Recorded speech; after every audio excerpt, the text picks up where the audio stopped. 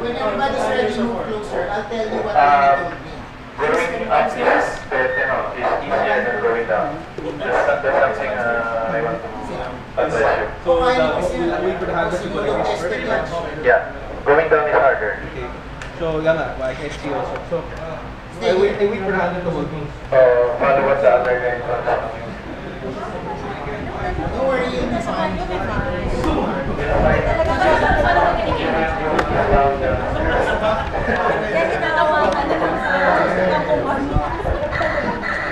Okay lang, hawakan ko. I'm fine.